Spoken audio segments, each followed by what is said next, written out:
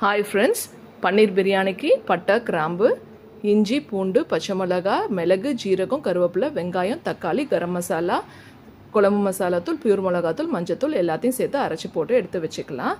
2 packet பன்னீர், 2 tumbler அளவுக்கு basmati rice எடுத்து ஊற வச்சு வச்சுருங்க. 4 டம்ளர் அளவுக்கு தண்ணி ஊற்றிடுங்க. இதுக்கு தொட்டுக்க பார்த்தீங்கன்னா 2 கேப்சிகம், 3 உருளைக்கிழங்கு எல்லாம் வெட்டி வச்சுருங்க.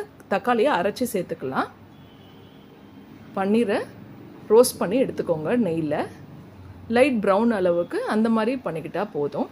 இப்போது கடாயில் எண்ணெய் சேர்த்து இந்த அரைச்சி வச்சுருக்க பிரியாணிக்கு அரைச்சி வச்சுருக்க அதில் போட்டுருங்க. நல்லா சுருண்டு வரட்டும், பச்சை வாடை போய் அதில் தேவையான அளவுக்கு உப்பு சேர்த்துட்டு பன்னீரையும் அதில் சேர்த்து கொஞ்சம் அதில் மசாலா இறங்குற வரைக்கும் கொஞ்சம் பிரட்டி விட்டுருங்க. அதில் அப்புறம் பிரியாணிக்கு நம்ம ஊற வச்சு வச்சுருக்கோம் அந்த தண்ணி இதில் சேர்த்து கொதி வந்ததுக்கப்புறம் அரிசி போட்டுக்கலாம். எலுமிச்சைப்பழம் பிழிஞ்சு விட்டுருங்க, ஒரு அரை மூடி அளவுக்கு.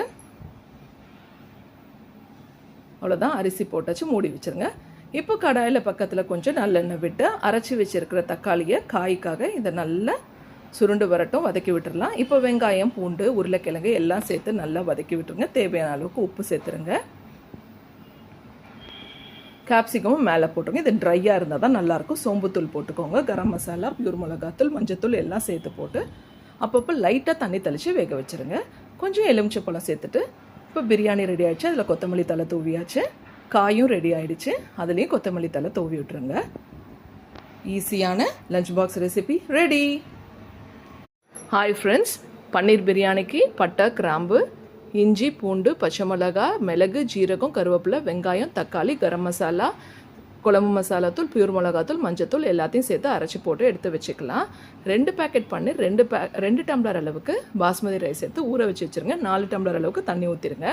இதுக்கு தொட்டுக்க பார்த்தீங்கன்னா 2 கேப்சிகம், 3 உருளைக்கிழங்கு எல்லாம் வெட்டி வச்சுருங்க. தக்காளியை அரைச்சி சேர்த்துக்கலாம். பன்னீரை ரோஸ்ட் பண்ணி எடுத்துக்கோங்க. நெய்யில் லைட் ப்ரௌன் அளவுக்கு அந்த மாதிரி பண்ணிக்கிட்டால் போதும்.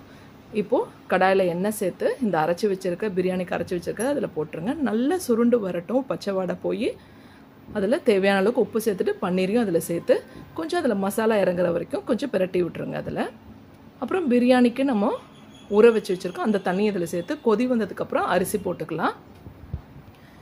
எலுமிச்சைப்பழம் பிழிஞ்சு விட்டுருங்க, ஒரு அரை மூடி அளவுக்கு.